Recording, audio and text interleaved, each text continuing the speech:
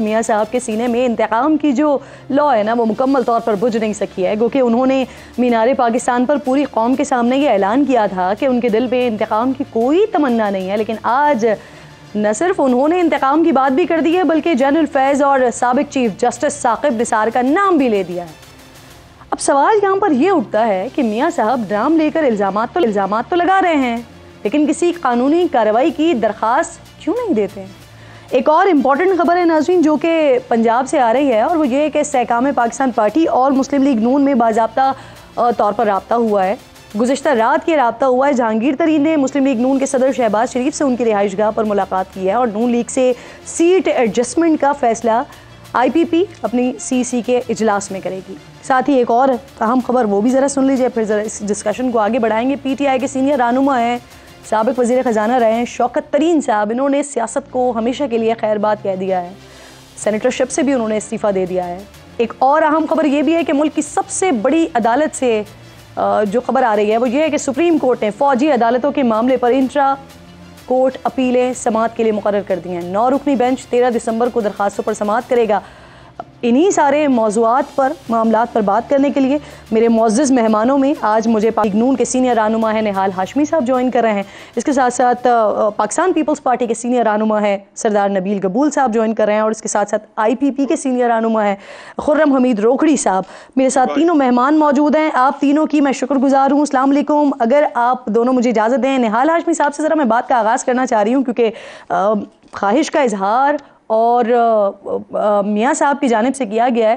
निहाल हाशमी साहब फरमाइएगा सर, मियाँ साहब कह रहे थे कि वो कहते हैं बल्कि कि वो सिर्फ इक़्तिदार नहीं बल्कि एहतसाब भी चाहते हैं, और ये उनकी ख्वाहिश है या मुतालबा, ये ज़रा आप फरमा दीजिएगा। फिर सर उसके साथ साथ उस ऐलान का क्या होगा, ये क्या हुआ जो उन्होंने वतन वापसी के साथ ही मीनार पाकिस्तान पे किया था कि उनके दिल में इंतकाम की कोई ख्वाहिश नहीं है सर। बिस्मिल्लाहिर्रहमानिर्रहीम। उससे इजाफा करके आपको और बता देता हूँ, जो आपके 2 सवाल थे और अपने तरफ से एक सवाल और बता देते हैं। जो आपने 2 पूछे वो दोनों बताऊँगा मैं। मियाँ मोहम्मद नवाज शरीफ ने कहा था वोट को इज़्ज़त दो, इंशाल्लाह वोट को इज़्ज़त दिया जाएगा, और 8 फरवरी के जब इलेक्शन होगा तो उसमें वोट को इज़्ज़त दिया जाएगा, जिससे अवाम अपने मुंतखब नुमाइंदों को मुंतखब करेंगे उनके कारकर्दगी की बुनियाद पर, उनकी कमिटमेंट के बुनियाद पर, उनके मंशूर पे बुनियाद पर। अब जहाँ तक आपने कहा कि मियाँ साहब ने कहा था इंतकाम नहीं, बिल्कुल मियाँ साहब के दिल में कोई इंतकाम नहीं है, ना वो इंतकाम लेंगे, ना इंतकाम लेने पे वो यकीन रखते हैं।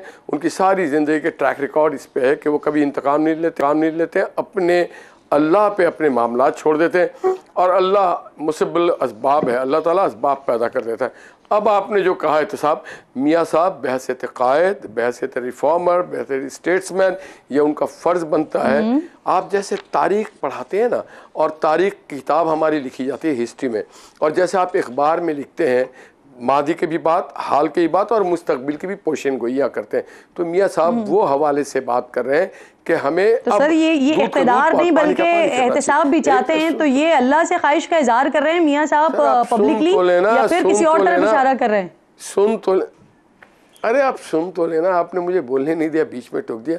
नहीं, एक अल्लाह का निज़ाम है। देखिए अल्लाह के निज़ाम में जब आप गुनाह करते हैं तो वो माफ़ी की गुंजाइश होती है, अल्लाह ताला माफ़ भी कर देता है और कहता है मैं गफूर रहीम हूँ, माफ़ कर दूंगा। एक इंसानी निज़ाम है हमारे, जो हमारे कॉन्स्टिट्यूशन है, सबसे बड़ा आइन है, उसके बाद क्रिमिनल प्रोसीजर कोड है, इसके बाद सिविल प्रोसीजर कोड है, फिर बैंकिंग लॉ है, फिर ADC लॉ है, फिर मुख्तलिफ कानून है।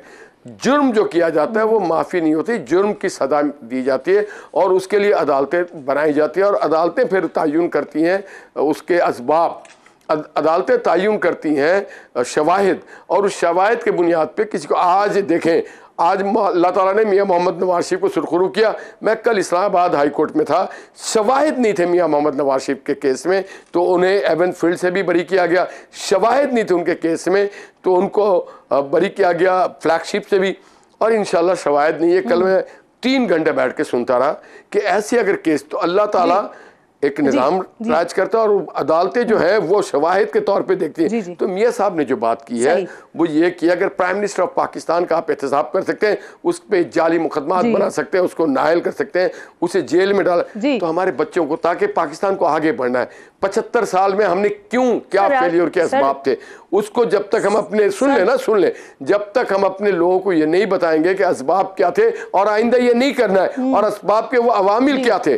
तो मियाँ साहब ने तो हिस्ट्री के एक लेक्चर दिया है। मियाँ साहब ने इंतकाम लेने की बात नहीं की, मियाँ साहब ने तारीख बताया है, मियाँ साहब ने आईना देखा है। जनरल फैज का अगर आप एहतसाब चाहते हैं, साकिब निसार का आप एहतसाब चाहते हैं, तो उसके लिए फिर किसी फोरम पे जाए ना। नहीं, फोरम की बात सुन लेना आप। मियाँ साहब ने ये कब कहा कि फोरम या नॉन फोरम? बात सारी है, गधे घोड़े साथ नहीं चल सकते। जहाँ पे पाकिस्तान के मायनाज मुंसिफ गुजर चुके हैं, वहाँ पे पाकिस्तान में ऐसे भी मुंसिफ गुजरे हैं जिन्होंने जुल्फ़िकार अली भुट्टो को फांसी दिया, ऐसे भी मुंसिफ गुजरे हैं जिन्होंने GIT बनाना, ऐसे भी मुंसिफ आज भी जिंदा है, शौकत अजीज सिद्दीकी जैसा जो कहते हैं हम पे प्रेशर था, ऐसे भी मुंसिफ है। तो हमें बताना है कि क्राइटेरिया क्या, हमें ब्लैक एंड व्हाइट को अपने लोगों को बताना है। और मियाँ साहब जिनके बारे में मियाँ साहब ने बात किया है, इसके लिए आप किसी फोरम पे जाएंगे सर, या सिर्फ ये इसी तरह से सियासी नारा लगाया जाएगा? इब्तदा है इश्क, अभी देख रोता है क्या, आगे आगे देखिए होता है क्या। ये तो मियां नवाज शरीफ और उनकी पार्टी फैसला करेगी, जो इख्तिदार में आएंगे वो फैसला करेंगे, जो इंसाफ के ऐवान में बैठे हुए वो फैसला करेंगे, जो FIR काटते हैं वो फैसला करेंगे। ये फैसला करने का हमारे पास आप इसीलिए तो मौजूद है सर, मुस्लिम लीग नून की नुमाइंदगी कर रहे हैं सर आप यहाँ पे। नबील कबूल साहब अस्सलाम वालेकुम सर, ये फरमाइए, ये मियाँ साहब इख्तिदार की डिमांड कर रहे हैं, साथ ही एहतसाब का नारा भी लगा रहे हैं, ये थोड़े थोड़े वक्फे के बाद मियाँ साहब एहतसाब का जो नारा लगाते हैं, वो क्या ये जो लाडले वाला तासुर है इसे जायल करने के लिए ये एहतसाब का नारा लगाया जा रहा है सर? सबसे पहले तो मैं निहाल हाशमी साहब पे इस बात पे हैरान हूँ कि आप सवाल क्या कर रही हैं लेकिन आपको जवाब नहीं मिला। और मेरे ख्याल में इनसे बेहतर मुस्लिम लीग की नुमाइंदगी तो वो कर रहे हैं, लेकिन इस बात का जवाब मैं दे सकता हूँ कि उन्होंने क्यों जनरल फैज़ हमीद का नाम लिया और साकिब निसार का नाम लिया। देखें, नवाज शरीफ साहब 2 साल पहले कुछ थे, जब वो आए 21 तारीख को वो कुछ थे, और आज कुछ और है, और आने वाले दिनों में कुछ और भी बन जाएंगे। तो ये सियासतदान, सारे सियासतदान, हम लोग सब एक जैसे हैं, हम लोग सब हवा का रुख देखकर जो है ना अपने स्टेटमेंट्स भी बदल देते हैं और हालात देखकर स्टेटमेंट्स भी देते हैं। तो अगर उन्होंने अब जाकर जो है, जो पहले भी देते थे, बीच में फिर वो उनको शहबाज शरीफ ने मना किया कि जी आप जलसों में नाम ना लें, पहले तो वो जनरल बाजवा का भी नाम लेते थे, बाद में उन्होंने जो है शहबाज शरीफ साहब की मेहरबानी है कि उन्होंने हालात साजगार बना दिए, लेकिन अब वो नाम ले रहे हैं। आने वाले दिनों में वो मज़ीद इंकशाफात करने जाएंगे, ये भी मैं आपको बताऊं। लेकिन बात ये कि मियाँ नवाज शरीफ साहब जो हैं वो इतने कॉन्फिडेंट हैं कि वज़ीर आज़म बनने जा रहे हैं, और मैं आज आपके शो में इतना कॉन्फिडेंट हूँ ये कहने पर कि मियाँ नवाज शरीफ PML नून के कैंडिडेट नहीं होंगे। ये भी आज मैं बता दूं, PML नून का कैंडिडेट शहबाज शरीफ साहब होंगे, और इसलिए होंगे कि उन्होंने जिस तरीके 16-18 महीने में जो रास्ता बनाया नवाज शरीफ साहब के आने का, वो कोई और नहीं बना सकता था। उनके ताल्लुकात बड़े अच्छे हैं, वो दोस्त रखना जानते हैं, वो जानते हैं कि कोई ऐसी बात मैं ना करूं जिससे हमारे दोस्त नाराज़ हो जाएं। लेकिन अब आने वाले दिनों में आप देखेंगे, अभी तो 2 महीना पड़ा है, 2 महीने में काफ़ी तब्दीलियां आप देखेंगे। अभी कबूल साहब, अब आप इतनी बात कर रहे हैं तो सर ये भी कर दें, हो रही है सर ये बात भी कर दें कि मियाँ साहब, क्योंकि एक आम तासुर ये है कि सिंगल मेजॉरिटी किसी को नहीं मिलने वाली है, मखलूत हुकूमत बनेगी, तो मियाँ साहब खुद एक मखलूत हुकूमत का प्राइम मिनिस्टर नहीं बनना चाहेंगे, या ये अप्रूवल नहीं मिल रही है उनके नाम की?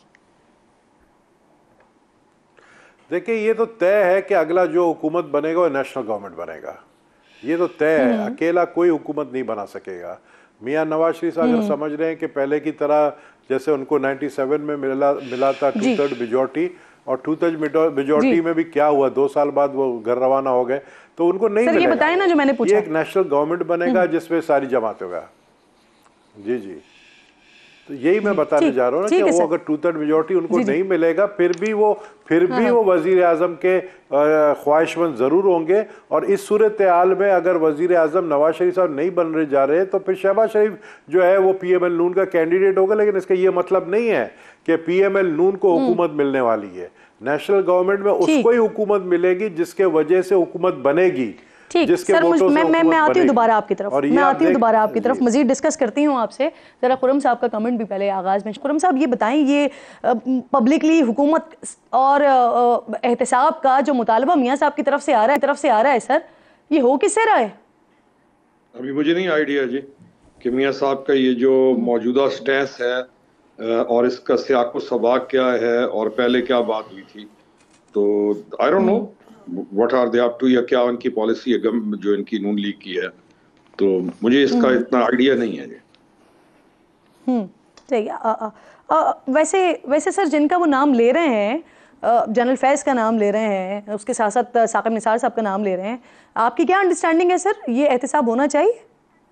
देखिए, हम तो इस चीज़ के कायल हैं कि एहतसाब का इदारा मौजूद है और हमें उस एहतसाब, लफ्ज़ जो एहतसाब है, इसकी दुरुस्त समझ होनी चाहिए कि हमें एहतसाब किस चीज़ का करना है और हमने उस इदारे को स्ट्रॉन्ग करना है, पोलिटिसाइज नहीं करना। जो हमने माजी में देखा है कि जो भी गवर्नमेंट आती है वो एहतसाब के इदारे को अपनी मर्जी के मुताबिक चलाती है और फिर जब मामलात मुश्किलात का शिकार होते हैं तो फिर इल्ज़ामात और ये सारी चीज़ें चलती हैं। हम तो कायल हैं कि एहतसाब होना चाहिए और जिसने इस मुल्क को नुकसान पहुंचाया है, जिस जगह पर भी है, मुल्क प्रायोरिटी है और मुल्क हमारे लिए अहम होना चाहिए और एहतसाब बगैर झिझक के और दुरुस्त अंदाज में होना चाहिए। और उसके लिए आपके पास एहतसाब का इदारा मौजूद है और हम तमाम लोगों को उसको मजबूत करना चाहिए और उसमें छेड़छाड़ नहीं करनी चाहिए।